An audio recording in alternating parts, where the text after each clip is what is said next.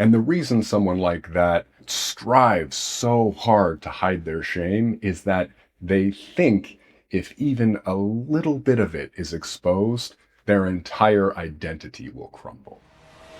Hello, everyone. Today, we are going to be talking about one of the most important concepts in character development, in my opinion, and that is the concept of shame. As always, we'll be talking about shame in the context of my character sheet, which is a part of my blank page protocol. If you want scene sheets, if you want the full character sheet, you can download them both in the description. All right, let's go. Everything I'm talking about today comes from one book, and that's John Bradshaw's Healing the Shame That Binds You.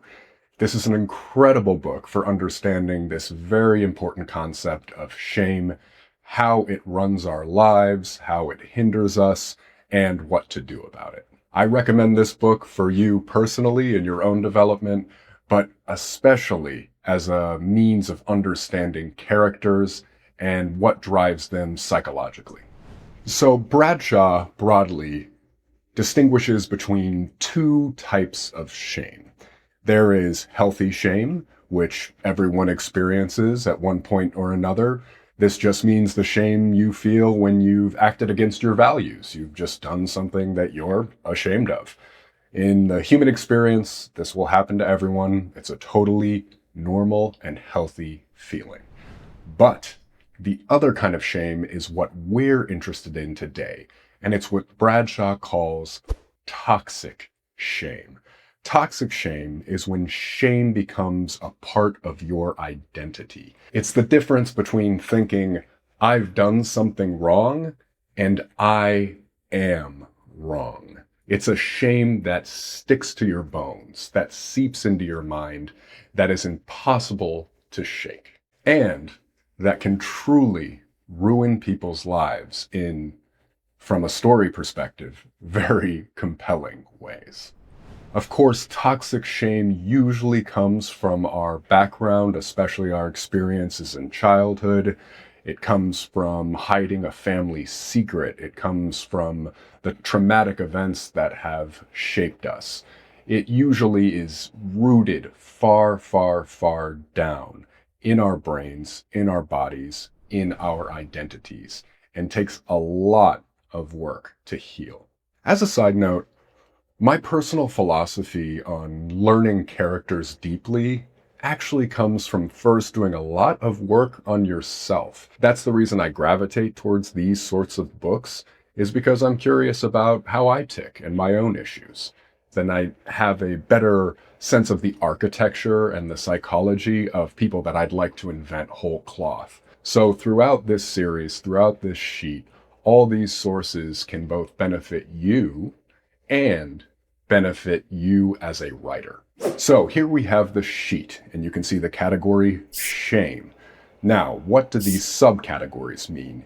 Bradshaw says that if you are living in toxic shame, with shame as an identity, you actually can compensate for it in one of two ways. You can either make yourself greater than human, that is, become a perfectionist or extremely successful to try and overcompensate for the feelings that you can't get away from, or you become less than human. And the shame ends up crushing you into low self-esteem and making poor choices and generally derailing your own life.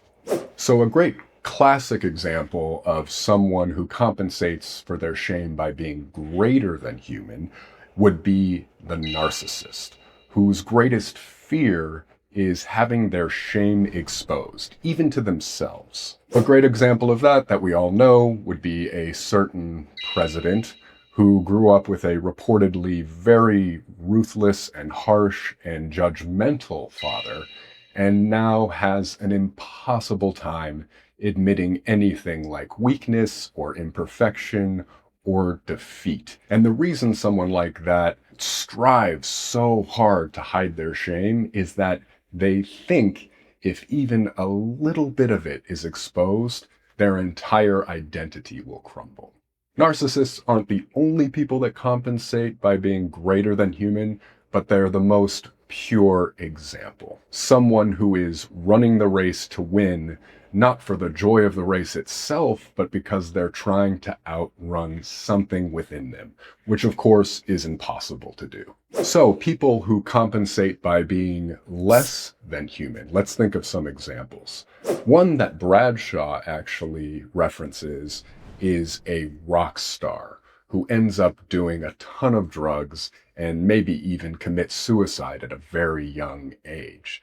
It's as if no matter how much success they have, their shame is still telling them that they're not worthy of it. So to compensate for that disjunction between what they've done and how they feel, they actually beat themselves down and hurt themselves to match their external identity with how they feel inside. I'm of a certain generation that the first person that comes to mind for me is Kurt Cobain, who had incredible success, yet couldn't shake a heroin addiction, and of course, whose life tragically ended in suicide. But of course, people who compensate for their shame by being less than human don't have to be successful, and often aren't. These are alcoholics, these are gambling addicts, these are people whose lives are always a mess, people who are chronically depressed.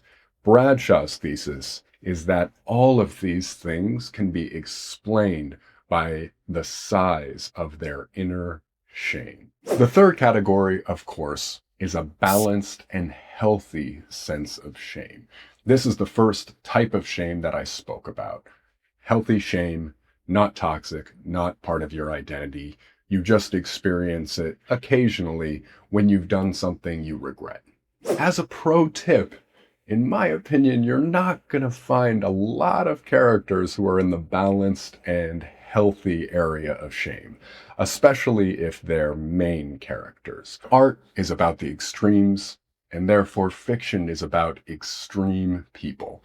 And people who are living in the extreme are usually wrestling with some sort of old childhood shame. I hope you enjoyed.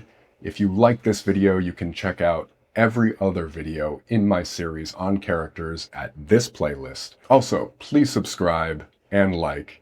And if you'd like to get in touch with me to talk about any projects you're working on, you can email me at the email that is also in the description. Thanks so much for watching. I'll see you next time.